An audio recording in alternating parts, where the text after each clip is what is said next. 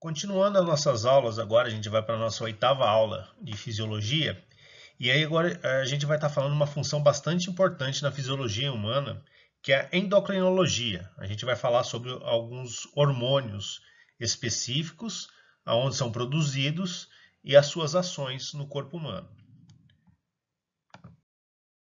Bom, é interessante a gente estar sabendo, né, alguns conceitos para estar entendendo a, a endocrinologia, que são o que a gente vai estar falando ao longo aí dessa aula e vocês já estarem interagindo com essas denominações. Isso vai ser muito importante daqui para frente, né, na sua vida profissional, quando você tiver que fazer alguma, alguma citação sobre conceitos de hormônio, glândula. Então é importante a gente estar explorando esses conceitos. Então, excreção, né, a gente falando de hormônio, é o processo de eliminação do produto. Né? Todo produto metabólico expelido pelo corpo é uma excreção. Já a secreção é a produção de uma substância fisiologicamente ativa. Eu tenho uma coisa que ela vai ser produzido para a sua função fisiológica. Essa produção ela pode ser por uma célula ou por uma glândula. E isso que ela vai estar produzindo, né? Isso que ela vai estar colocando na corrente sanguínea, isso é uma secreção. E a glândula é uma célula ou um tecido que tem a função de preparar, de elaborar essas substâncias que vai ser secretada, né? Essa substância ela vai ter alguma utilização ao longo de algum tipo de processo dentro do corpo humano. Na aula anterior, a gente estava falando de sistema digestório. Então, tinha algumas glândulas, por exemplo, o pâncreas, ele fazia uma produção de um hormônio específico, né, uma glândula específica para o processo de digestão.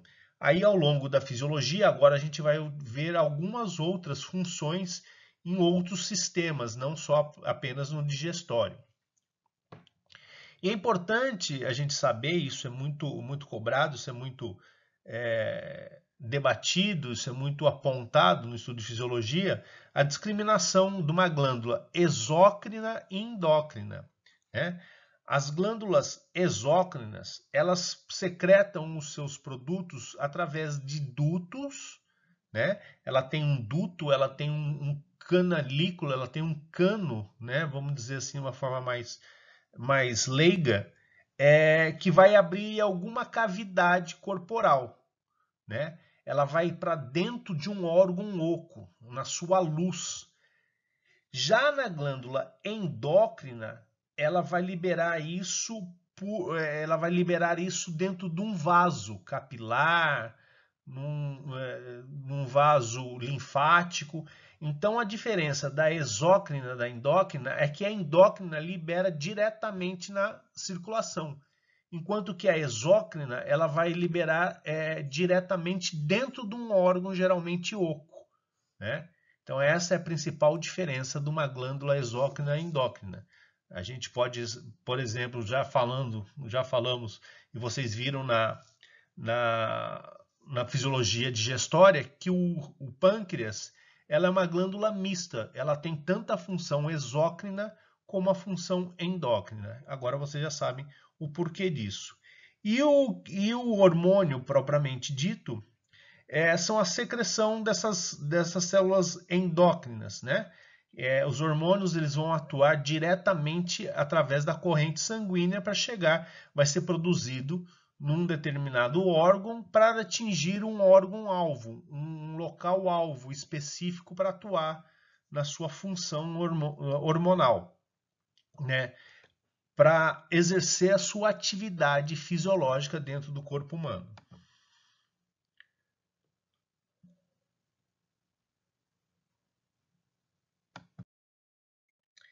Nesse esqueminha, esse desenho que está aí, a gente vê um esquema para a gente entender como que é a apresentação, né, da célula quando ela é secretora de uma forma exócrina e de uma glândula endócrina. Percebam que na glândula exócrina, que nosso primeiro esqueminha aqui do esquerdo, as glândulas secretoras, elas estão ligadas através de um duto.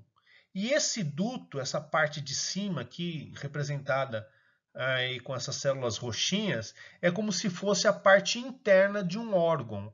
Então, essa célula secretora aqui na base, né, desse desenho aqui do lado esquerdo, em azul claro, ela vai secretar este hormônio, e esse hormônio, por esse ducto, vai chegar até a luz de um órgão oco. Percebo que agora na glândula endócrina, ela está intimamente ligada a um vaso, aqui representado por um vaso capilar. Então, essa glândula secretora, ela vai liberar o seu hormônio produzido diretamente na corrente sanguínea. Vai chegar num vaso capilar, nesse vaso capilar vai para um vaso um pouquinho maior e assim sucessivamente. Então, esse esquema aqui ele é bem interessante para a gente entender como que é a atuação de uma glândula exócrina da glândula endócrina. E aqui é um esquema demonstrando, né, as principais localizações, né, de algumas células que vão estar atuando no corpo humano. Então a gente vai estar falando muito, você já deve ter ouvido falar muito na glândula hipófise, que fica na base do crânio.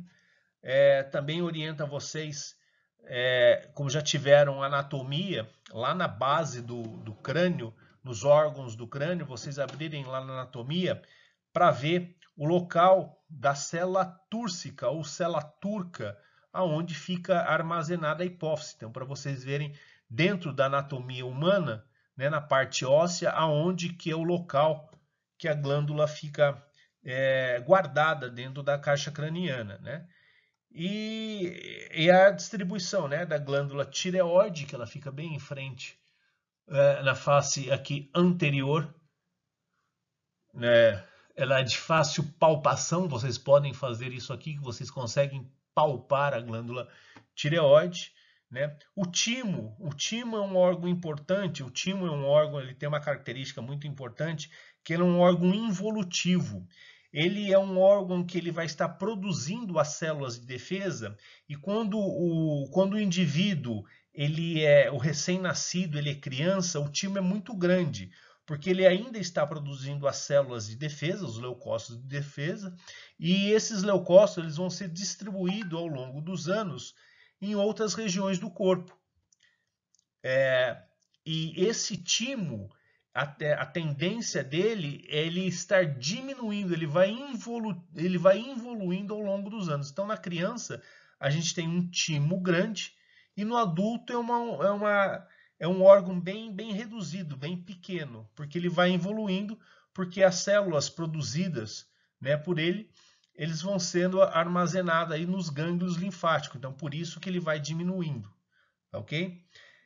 A gente vai falar um pouquinho das glândulas suprarrenais também, e também lá na frente a gente vai falar um pouco das gônadas, né?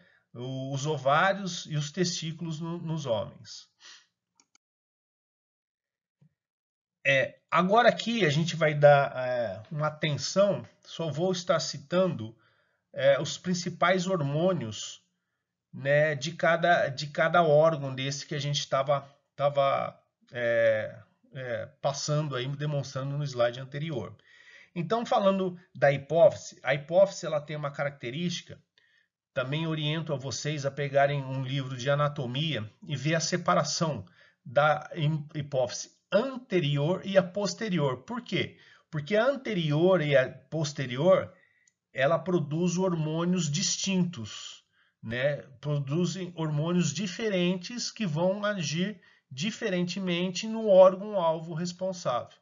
Então, os principais hormônios da glândula da hipófise anterior é o hormônio do crescimento, o GH, a corticotropina, o hormônio tireoide estimulante, luteinizante e a prolactina. E aqui a descrição de que cada um faz, né? Isso aqui eu vou deixar, eu vou estar apontando as principais características, mas isso aqui é de fácil entendimento para vocês estarem lendo aí na apresentação, né? O hormônio do crescimento, como o próprio nome fala, ele promove o crescimento de quase todas as células e tecidos no organismo, né? É o hormônio que você já deve ter ouvido falar como GH, a corticotropina. é um hormônio que ele vai provocar a secreção da córtico suprarrenal, né? Isso aqui só citando, não vou me aprofundar nisso, né? Tireoide estimulante, né? Produção do hormônio T3 e T4 da glândula tireoide e assim sucessivamente. Então eu só vou estar citando e enfatizando as principais funções dos hormônios mais conhecidos, né? Já no hormônio da hipófise posterior, continuando, o hormônio da hipófise posterior, os principais hormônios é o antidiurético e a ocitocina. O antidiurético é um hormônio muito importante aí no controle da pressão arterial, tá? Porque ele vai promover um aumento ou diminuição, né, de água pelos rins. E isso vai ter um controle muito importante na pressão arterial, tá? Da mesma maneira, esse hormônio antidiurético, ele vai atuar também na concentração, né, na constricção dos vasos sanguíneos em todo o corpo. O que quer dizer isso aqui? Tentar fazer aqui na câmera para vocês. Imagina um vaso que tem essa luz, né? Ele tem essa passagem. Isso aqui seria a luz normal do vaso. Quando tem uma função, né, da vasopressina aumentar a pressão, essa luz ela diminui, ela faz com que os vasos façam isso aqui. Eles ficam com a luz menor. Consequentemente, o líquido que está passando aqui, ele vai ficar com a pressão mais elevada, o espaço para ele passar por aqui está menor. Isso que é uma das causas do aumento da pressão arterial, tá? Então, o organismo ele pode ter uma necessidade tanto do aumento dessa pressão arterial, da constrição do vaso, né? Como também patologicamente, se a pessoa tem uma constrição do vaso por patologia, há uma atuação desse hormônio para que relaxe isso e a luz fique maior, né? Ele estava assim e a luz fica maior. Consequentemente, o líquido que estava passando aqui, o sangue que estava passando aqui, ele não vai encontrar tanta pressão. Isso é um princípio muito superficial, mas para vocês já terem em mente como que funciona esse controle da pressão arterial. Por isso que a gente fala da pressão está alta ou baixa. Ela é diretamente proporcional a essa constrição dos vasos que a gente já tentou demonstrar. E tem uma atuação aí do hormônio antidiurético. Outro hormônio aí da hipófise anterior é a ocitocina. Ele é um hormônio muito importante para ocasionar as contrações uterinas, né? As contrações uterinas na hora do parto. E essa contração uterina, ela que vai auxiliar a expulsão do bebê. E a ocitocina também, ela vai entrar como ação na produção do leite. O leite, ele, quando a mãe concebe seu filho, ela já tem a produção do leite. Porém, esse leite, ele, na maioria das vezes, ele não fica jorrando sozinho. Eu preciso de um estímulo. O estímulo é a própria pega do bebê no seio da mãe e aquela função de sucção do bebê. Esse estímulo faz com que a ocitocina entre em ação e libere o leite para a criança estar mamando, tá? A gente tem alguns hormônios também da corte suprarrenal, né? O cortisol e a aldosterona, né?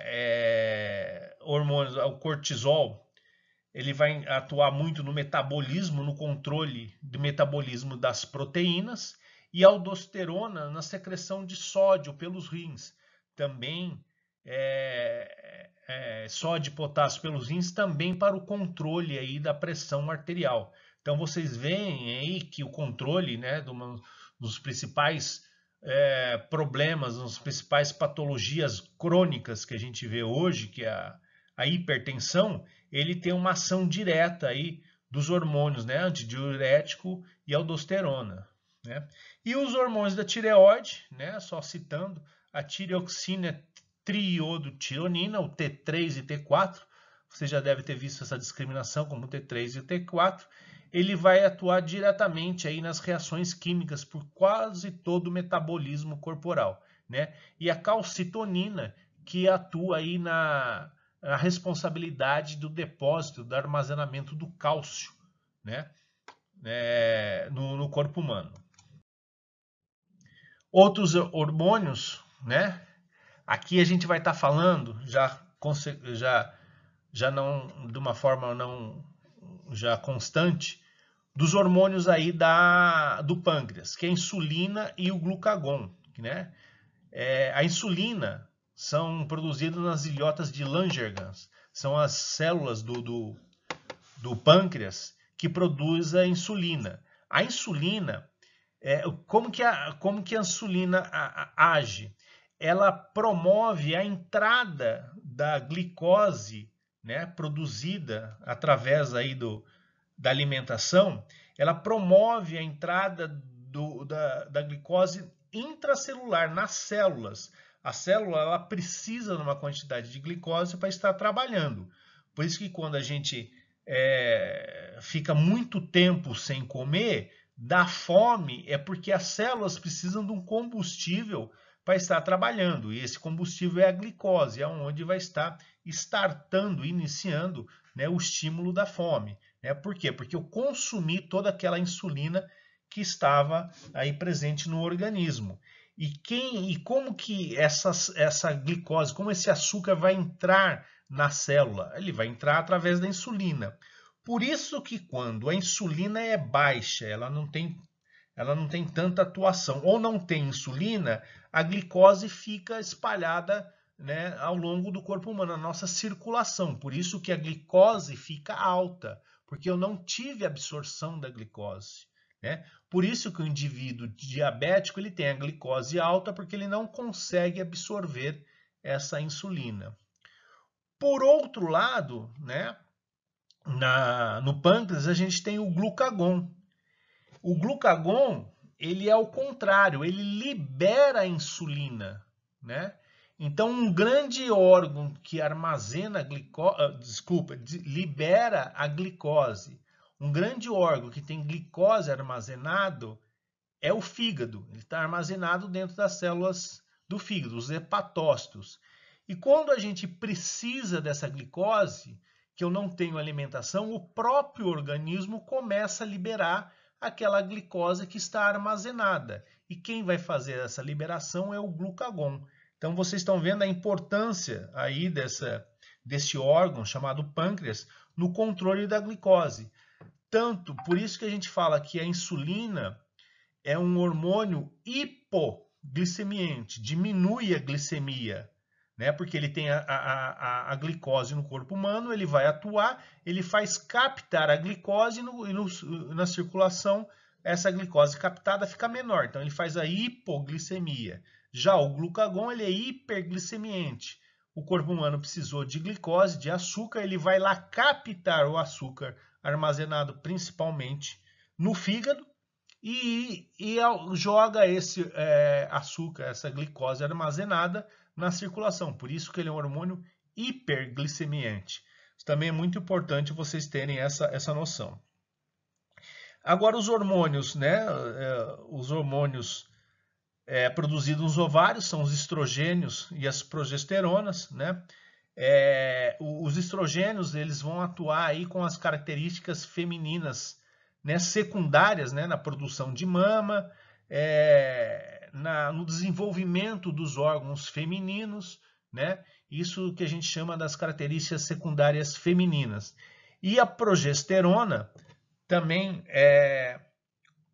vai atuar na produção de leite, né, do leite uterino pelas glândulas endometriais. A gente fala leite uterino, mas ele vai atuar naquela camada, na preparação do útero, né, para estar recebendo uma possível fecundação. Então ele aumenta aquela camada, né, do útero para que, se tiver no caso de ovulação, o óvulo ser ali armazenado. Quando não ocorre a ovulação, né, a produção desse endométrio uterino não ocorrendo a fecundação, esse endométrio feminino ele é descamado, né? É assim que ocorre a menstruação. Já no masculino, a gente tem produzido pelos testículos a testosterona. A testosterona ele dá a característica secundária masculino que ao longo, né, da criança, na sua fase de puberdade, né, a produção da testosterona vai agir na produção de pelo, na mudança da voz mais grave, no aumento muscular. A testosterona ela tem um grande papel aí no aumento muscular, por isso que o formato dos músculos dos homens são maiores que os das mulheres. A característica muscular é dada pela testosterona. O homem tem muito mais testosterona que a mulher, por isso que o homem ele tem a formação muscular maior que a mulher, né? Isso é característica masculina dada por esses hormônios, né? Na paratireoide, o paratormônio, né, ele vai estar atuando aí na controlação de íons cálcio, né, para que ocorra o paratormônio na concentração de íons cálcio, tanto na liberação, né, na absorção e excreção, né, do íon cálcio, né, a absorção em nível intestinal e a excreção através dos rins, né, e também a absorção do cálcio nos ossos, né. Então, o paratormônio ele é muito importante aí na formação óssea, que ele vai auxiliar aí na absorção do cálcio.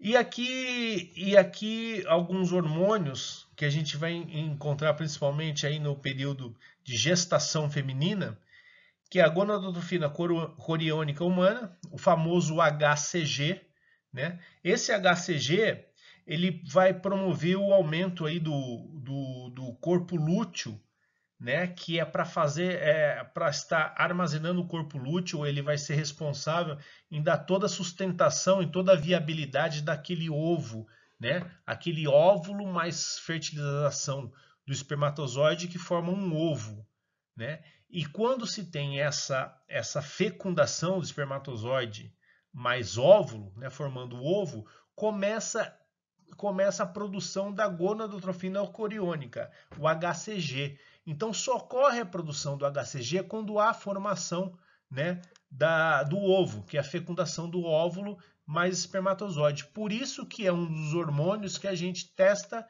para saber o resultado da gravidez. Porque a mulher só vai estar grávida, só vai estar produzindo a gonadotrofina coriônica quando há a fecundação entre espermatozoide e óvulo. Por isso que vocês podem ver aí qualquer exame de gravidez, a gente vê aí a dosagem do HCG. E hoje em dia se faz até de uma fração desse HCG que é mais específica para esse hormônio da gravidez, que é a fração beta da HCG. Por isso que a gente solicita como exame de gravidez o beta-HCG. Agora vocês já sabem de onde vem isso aí, né? Os estrogênios, né, aumenta aí, promove o crescimento do órgão sexual da mãe e de alguns tecidos do feto, né? A progesterona, né, já falada, o espessamento aí do endométrio para a viabilidade aí da implantação do óvulo fertilizado, e a somatotripsina humana, né, ela vai produzir, ela já vai atuar aí no desenvolvimento de alguns tecidos do feto aí e do desenvolvimento das mamas na mãe, da gravidez. E um esqueminha aqui, né, do controle do corpo, né, dos hormônios produzidos aí pelo sistema nervoso. Se a gente tiver uma aula, conseguir fazer uma aula presencial, aí a gente vai tentar fazer uma experiência de uma produção aí de um hormônio do sistema nervoso, para que você veja que o sistema, principalmente, né, produzido aí pela glândula endócrina ou até pela glândula suprarrenal, né, da atuação aí da adrenalina. Então, para vocês verem como é uma resposta rápida, né, e fugaz. E já o sistema endócrino, né, propriamente dito, essas glândulas produzindo, ela tem uma ação lenta, porém muito duradoura. Então esse esqueminha demonstrando para vocês aí é para velocidade, demonstrando a velocidade de atuação dos hormônios aí no corpo humano, tá? E isso eu falei já, acho que na primeira aula a gente vai estar muito ligada a essa palavrinha que é homeostasia, que é o controle de permanência em equilíbrio, né, do corpo humano. Então já tinha dado esse exemplo para vocês, né? Por exemplo, o nosso corpo humano ele tem que estar sempre em equilíbrio. O exemplo aqui desse slide é o controle da temperatura corpórea, né? Então a nossa temperatura corpórea ela tem a média normal de 37 graus e quando a gente exposto a uma região muito fria, muito quente, né? Eu preciso resfriar esse corpo, o nosso corpo humano, precisa resfriar o corpo humano. E esse estímulo de muito quente, ele vai estar gerando uma sequência na liberação, né, de alguns hormônios, na vasodilatação, para que ocorra a sudorese. O que é a sudorese? A água interna intracelular ela vai começar a ser expelida em forma de suor. Por isso que quando está quente, a gente começa a suar, porque essa água ela tende a resfriar o corpo humano. Por outro lado, num local muito frio, eu preciso produzir calor. Então, a produção de calor para um processo mecânico dos músculos. Por isso, quando a gente faz exercício, a gente fica quente, porque a contração dos músculos, ela produz calor. E há uma resposta fisiológica do tremor dos músculos. Vocês tiveram isso até como uma questão de prova em anatomia, né? Então, isso aí é sempre para procurar a homeostasia, sempre para procurar o equilíbrio do corpo humano para garantir aquela faixa de nível ideal. Nesse exemplo, a gente falando aí do controle da temperatura. E aqui um exemplo do que a gente falou da atuação, né, da ocitocina na hora do parto. Então, todo mecanismo em fisiologia, eu preciso ter uma ação que me faça aí iniciar um processo, um estímulo para a produção de algum hormônio alvo que é necessário para aquele estímulo. Então eu peguei aqui o exemplo do nascimento do bebê. O nascimento do bebê, ele aí pelo parto normal, né, a passagem do bebê pelo canal vaginal, eu preciso ter algumas contrações do útero para expulsar o bebê. Consequentemente, essa contração com a dilatação do canal vaginal, todo aquele mecanismo para facilitar, né, a passagem do bebê. A própria contração uterina, aqui no esqueminha aqui à esquerda, onde só está escrito, não está o desenho, o bebê forçando o canal vaginal, ele vai estar provocando os sensores de estiramento, né? O bebê empurrando o canal vaginal, isso vai estimular a produção pelo hipotálamo e pela hipófise, né, que vocês já viram, do hormônio ocitocina. Essa contração, né, esse estímulo do bebê vai ser um estímulo para produzir a ocitocina. A ocitocina, por si só, ela vai entrar no útero para fazer a contração do útero para empurrar o bebê. Então vocês veem que o estímulo começa com o estímulo mecânico do bebê forçando a passagem do canal do parto, e isso estimulando a ocitocina, e essa ocitocina vai fazer com que o útero comece a fazer as suas contrações. Então, para vocês verem que sempre há um estímulo, sempre há um feedback, né? Nesse caso, um feedback positivo para acelerar aí o trabalho do parto. Por outro lado, quando o bebê passa pelo canal do parto, já não tem mais o processo do estiramento, ele forçando essa passagem. O corpo humano, não entendendo que eu tenho mais o estímulo dessa passagem, acaba o processo da produção de ocitocina. Eu não preciso mais contrair o útero. Isso é o feedback negativo. Por isso que o controle da fisiologia, né, a gente já falando nas primeiras aulas, há essa interação entre o feedback positivo e negativo. E aqui só vou estar citando, né,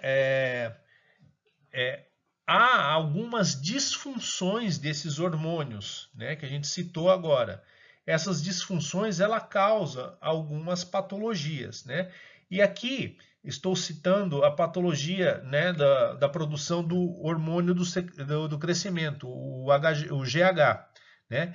Esse GH ele é produzido, né? Ele de uma forma normal, ele vai estar atuando ao longo do desenvolvimento, né, do corpo humano, né, para produzir o crescimento. Entretanto, em alguma fase, ele pode ter um déficit uma falta desse hormônio, aonde a falta desse hormônio vai produzir o nanismo, né? A pessoa vai ter uma baixa estatura, ela vai ter um nanismo hipofisário. Não é aquele nanismo não é aquele nanismo que vai estar diminuindo os membros, que a gente vê na maioria dos anões. É um nanismo onde o indivíduo ele é pequeno, ele é muito baixo, ele tem a sua característica de altura muito baixa, porém proporcional. Ele não tem um desenvolvimento, né, da cabeça ou de mais órgãos diferente dos seus membros superiores e inferiores. Por outro lado, uma grande produção do GH ao longo da fase de crescimento, né, ocorre o gigantismo, a pessoa fica muito alta. Preste atenção, vocês já tiveram isso na aula de anatomia, que o ser humano, ao longo do desenvolvimento, ele tem os seus ossos ainda não soldados. E quando eu tenho a presença do GH, ele atuando em um osso que não está soldado, a epífise ainda não está soldado, o osso cresce muito. Então, onde se tem o gigantismo. Quando há uma disfunção do GH num indivíduo onde já é adulto, consequentemente, os seus ossos todos estão soldados, há uma característica do crescimento dos ossos planos, principalmente da face, que é esse terceiro desenho aqui. Vocês veem uma face alongada, né, uma testa grande, uma mandíbula um pouco maior, nariz alongado. Por quê? Porque ele já tem todos os ossos soldados e teve alguma disfunção do GH que fez o crescimento desses ossos planos. Isso é chamado de acromegalia, uma disfunção do GH, né, já crescer alguns órgãos. E aqui é só um esqueminha que a gente falou, né, da produção, né, da produção hiperglicemiante e hipoglicemiante, né, das células do pâncreas, né? O glucagon, onde ele aumenta, né, um hormônio hiperglicemiante, e a insulina, o hipoglicemiante, né? Já explicado para vocês, então só um esqueminha do desenho da forma de atuação do pâncreas. Mais uma vez, meu e-mail aí para tirar algumas dúvidas, né? Sugiro que vocês peguem esses tópicos apontados aí durante as aulas, veem no livro e sanem as dúvidas aí que a aula não conseguiu tirar para vocês. Meu e-mail fica à disposição. Obrigado.